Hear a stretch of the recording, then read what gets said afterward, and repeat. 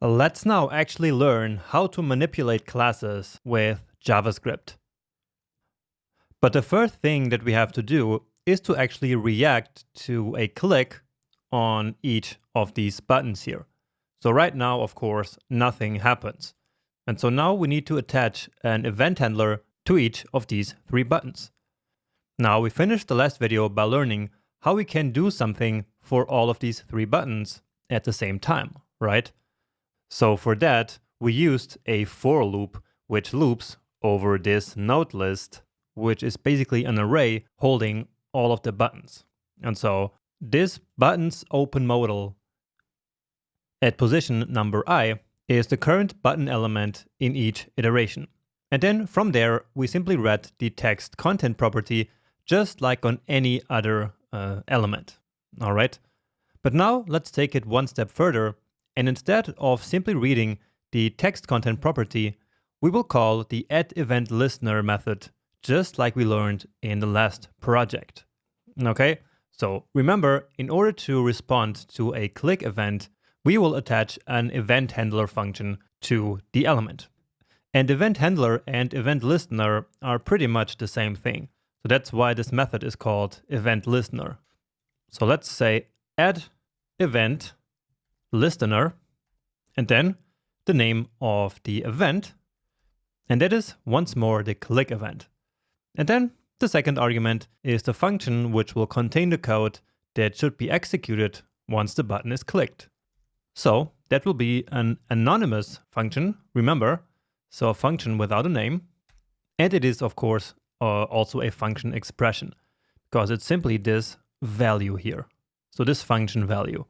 So just as I explained multiple times already, but it's important to keep remembering this stuff as we go here through this section. And to start, let's simply log to the console the text content of the button that was clicked. Now here there's actually a mistake, because of course we don't want to log to the console this event listener, right? That doesn't make any sense. Instead, we now want to log something to the console right here inside this handler function. So that's just CL again. And then let's just say button clicked. Give it a save. And now each of these three buttons here has their own event handler function attached to it. So button clicked. And when we clicked on this one, then the same should appear. And indeed, now we have two. So that's what this 2 means. And as we click here, we get another one and another and another. And so, yeah, this worked. So we attached this function here now to all of the three buttons. And again, because we did it here in the loop while we were looping over this node list, which contains all of these three buttons. Okay, but now, of course, this is not the only thing that we want to do. Instead, we want to display the modal. And remember that this modal is already in the HTML.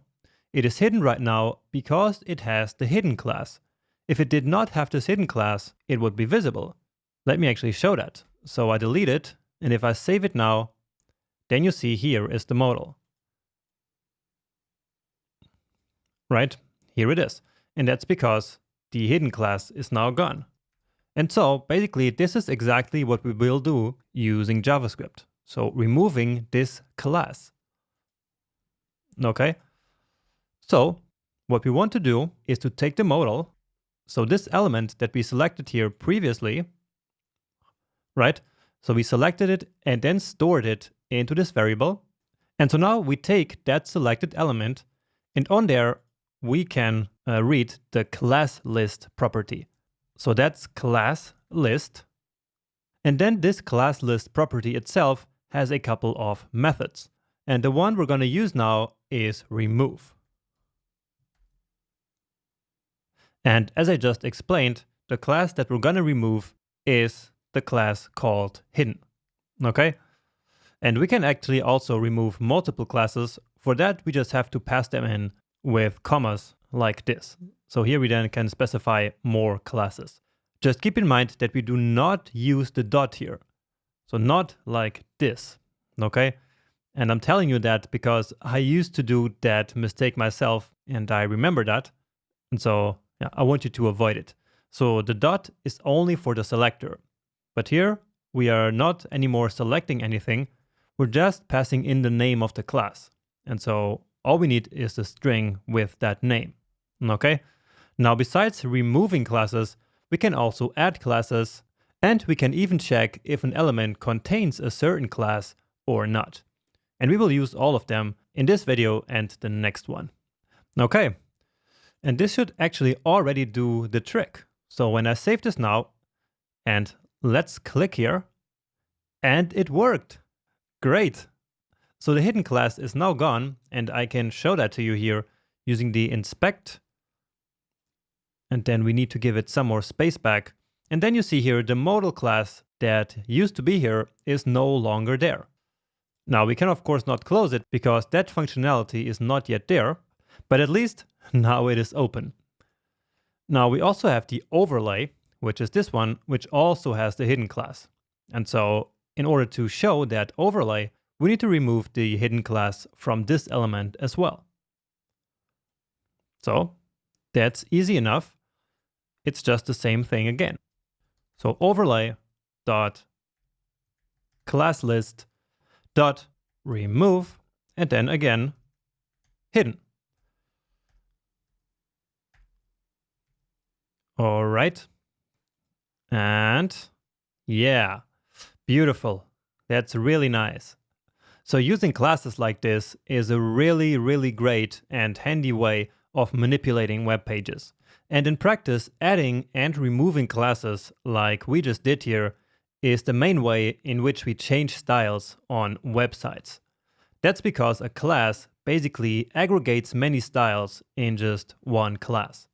Now in this case, actually the hidden class only contains this one style here. So this would have been the same as specifying the display style directly in JavaScript. So like we learned in the last project. So we could have done also modal.style.display and then set it to block, I guess, or what was it? Yeah, nothing. So basically, display none means that it's not visible, and if we want it to be visible, we would set it to display block. Okay, so this would do the exact same thing, but you can see that it's a bit more of a pain, because then we would have to memorize what exactly we have to write here. So the exact property name and the exact value. And this is only for one style. Imagine that the hidden class actually had 10 properties.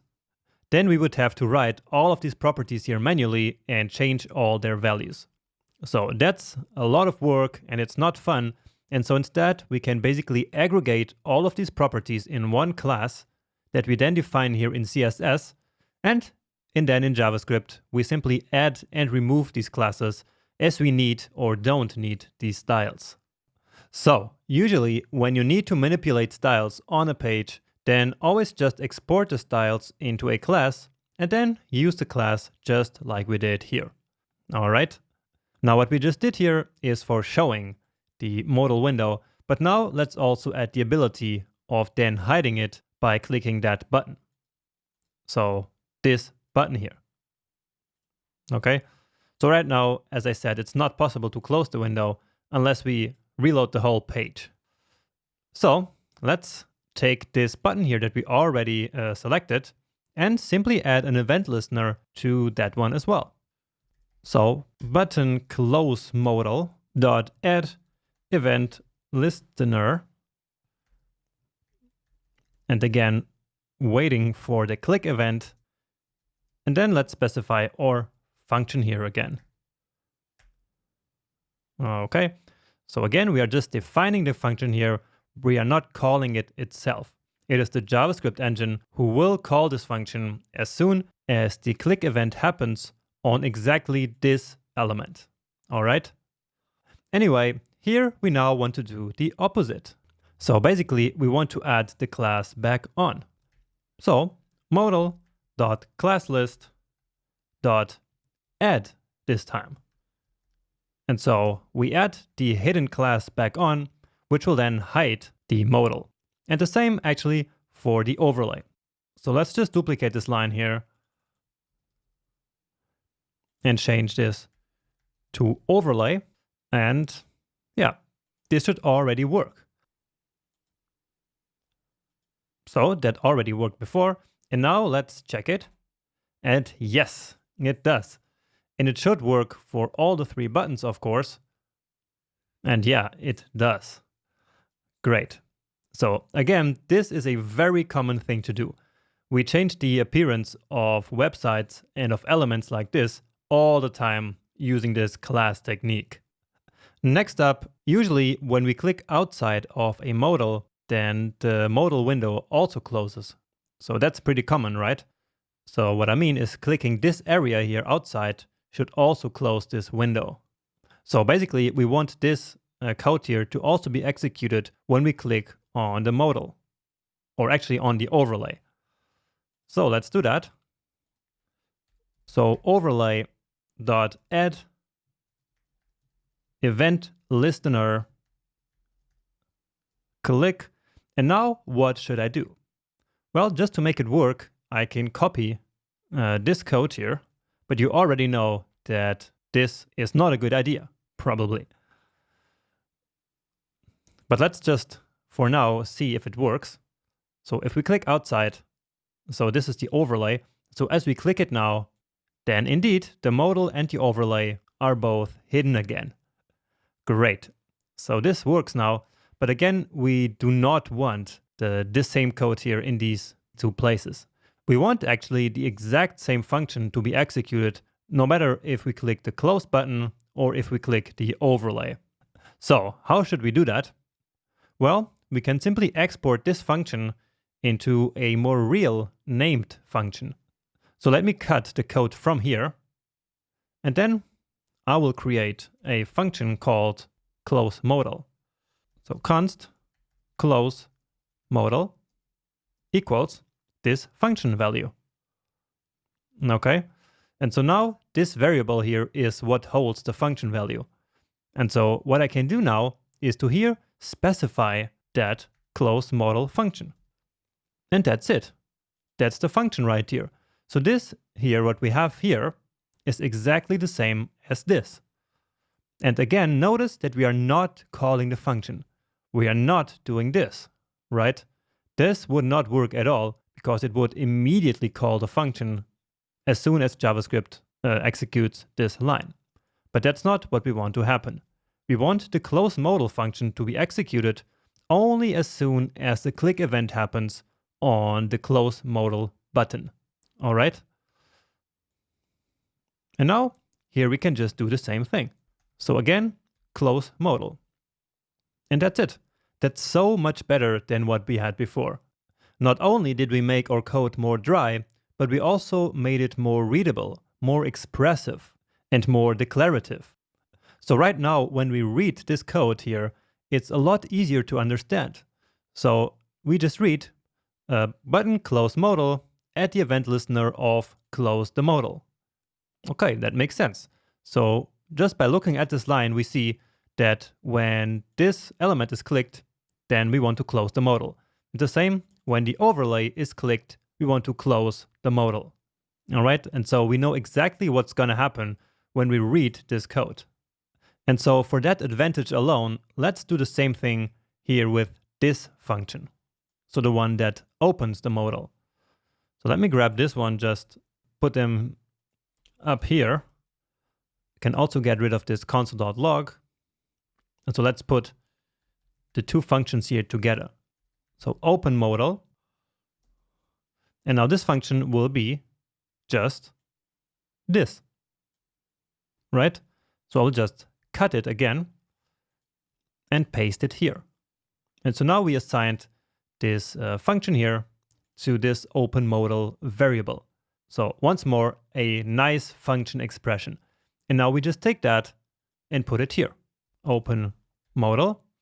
And of course, again, we don't call it. We simply declare, or we define it here and tell JavaScript, hey, whenever a click happens on one of these buttons, then please call this function that we just specify here. All right. And so this is our code, and it's a lot better. And so actually we just did some refactoring here.